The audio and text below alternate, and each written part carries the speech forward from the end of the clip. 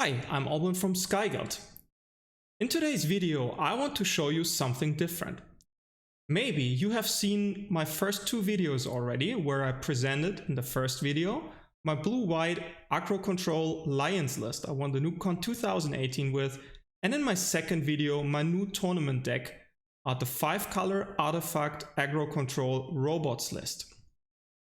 As you know, usually I was a pretty competitive player, trying to maximize my efforts when building the deck lists, trying to play the best possible, which also were surprising though for the meta game. Like, let's say my goal was on the one hand to find something which is really good and competitive, on the other hand something which breaks the meta and is not really predictable. Like, those were my first goals, and I always wanted to win something big, which finally happened after the NoobCon.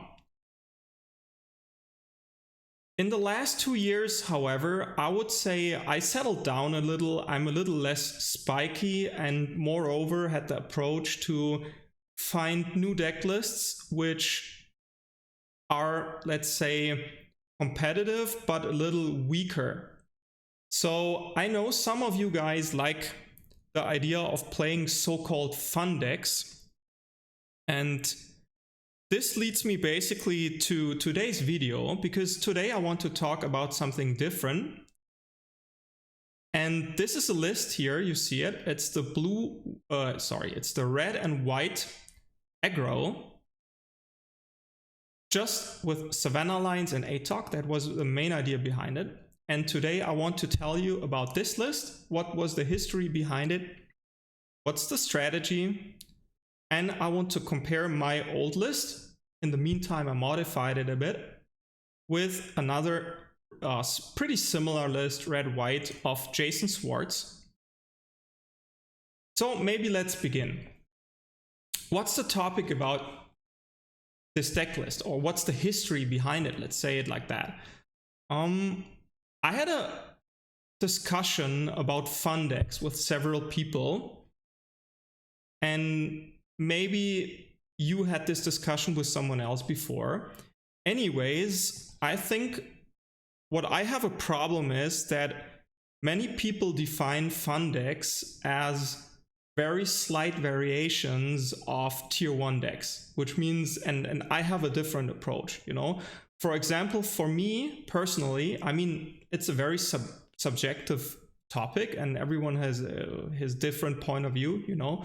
But for me, a fun deck is not a deck which has the shell of, let's say, blue-red counterburn. But instead of Flying Man and Serendip Ifrit, you kill with whatever Iron Claw Orcs. That's not a fun deck for me, because that's just a slight variation where you intentionally remove some of the stronger cards to have a little less strong build, you know. And this is for me not a fun deck. If you still play a shell of whatever counterburn, counter 4 chain lightnings, 4 lightning bolts, and then play Iron Claw Orcs instead of, or whatever, some weaker creature, this is not a fun deck. On the other hand, if you build the shell of the deck, which is 5-color control with all the restricted cards, and then you play some silly winning condition with whatever Cyclopean Tomb or whatever, that's not a fun deck for me, because basically you win through the exact same cards over and over again. And those are the restricted cards. You create card advantage, and in the end, whether you kill with Fireball or Mishra's Factory or whatever Cyclopean Tomb or some other random winning option, doesn't matter at all. Because still, basically, you play the deck, or you play blue-red counterburn and not a fun deck. So I thought carefully about what is the difference between a fun deck and, let's say, a top-tier deck. And I found out that basically we're talking about 4 to 5 different cards. Those cards, in my opinion, or let's say the 4 main cards, are Ancestral Recall, Time Walk, Mind Twist, and Demonic Tutor. If you look closer to tournament results, almost all competitive spiky tier 1 decks play those exact 4 cards. And you could maybe add the Library of Alexandria as a 5th card, okay? Which means basically all these competitive decks try to splash all of those 4 to 5 cards, depending whether they are aggro or controlish.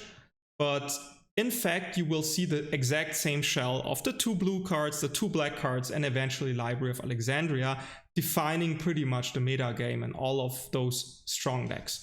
So I had another approach, and for me, a fun deck is specifically not a weak deck or not a deck which cannot be annoying, but a deck which doesn't play those exact cards. So my goal behind this deck here was to build a deck which is playing exactly zero of these cards. No Ancestral, no Time Walk, no Mind Twist, no Demonic, no Library of Alexandria. That was the idea behind it. And on the other hand, I always wanted to combine Savannah Lines, which is of course my signature card, with the ATOC shell somehow. This was the idea.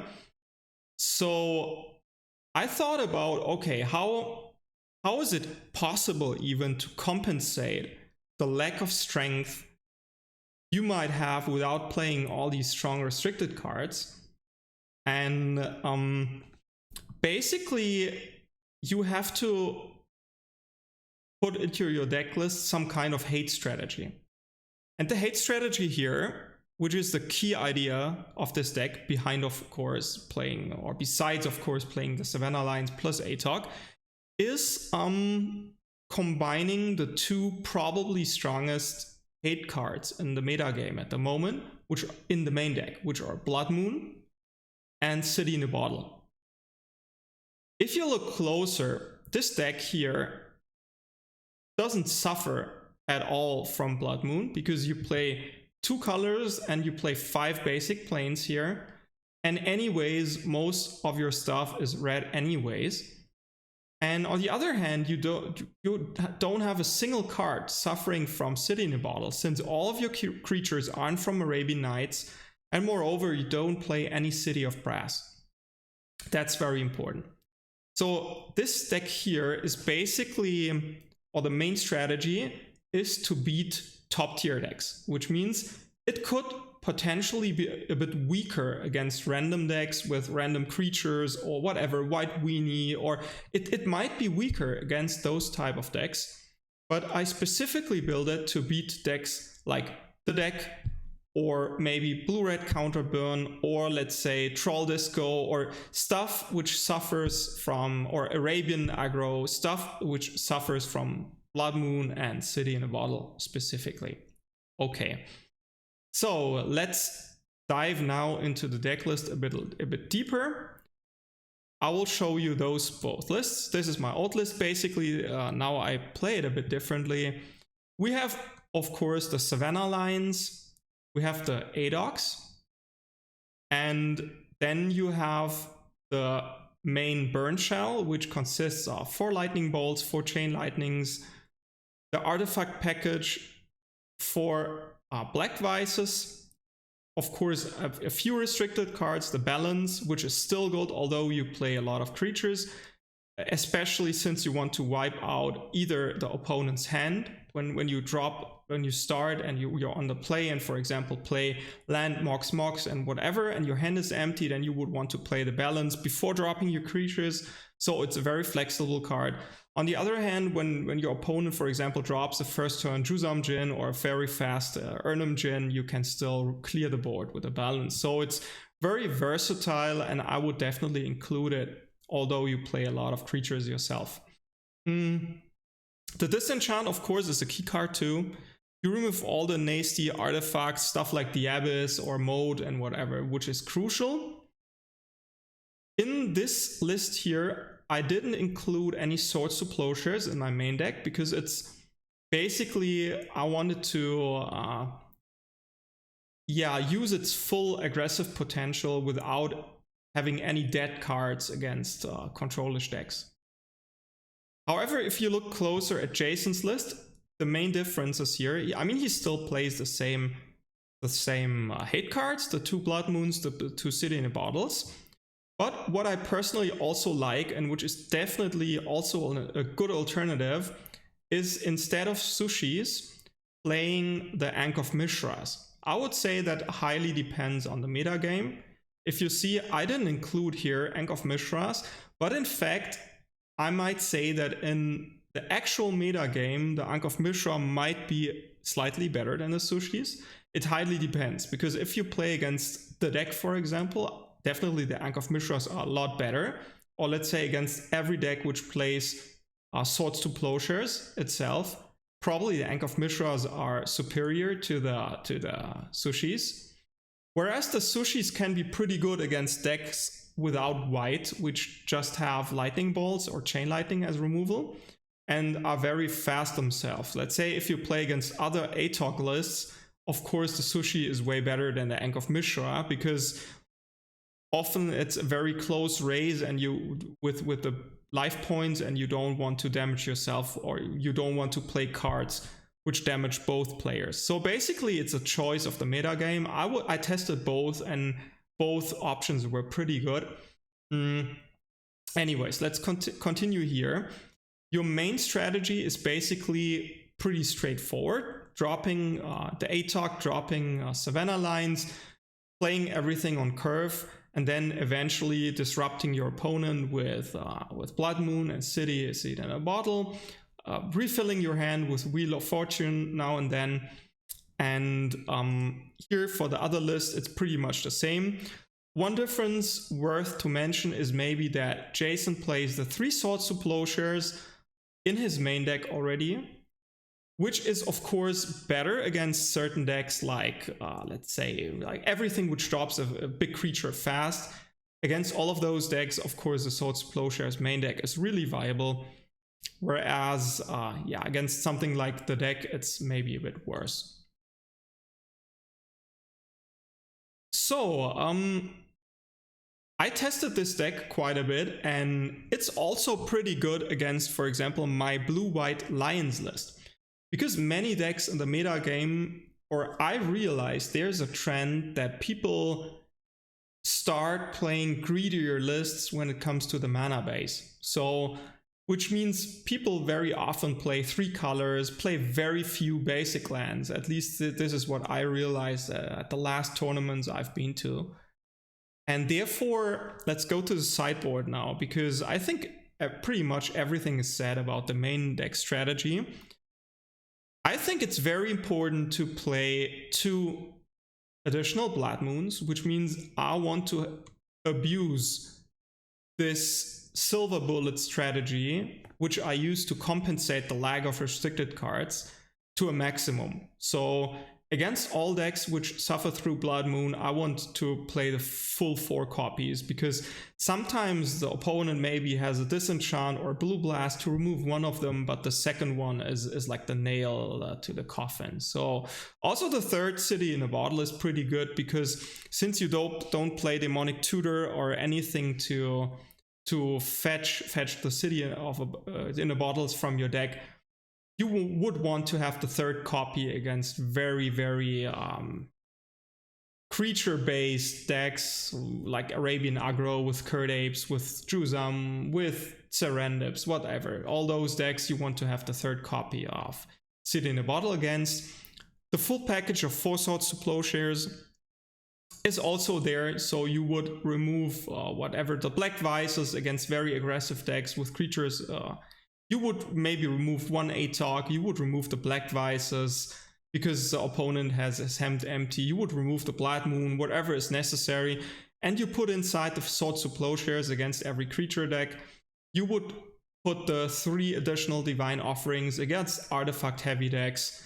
I mean, it's pretty obvious. The sideboard should be pretty straightforward. You put the the 2 red circle reds against any type of mirror or ATOG or burn deck, counter burn, whatever.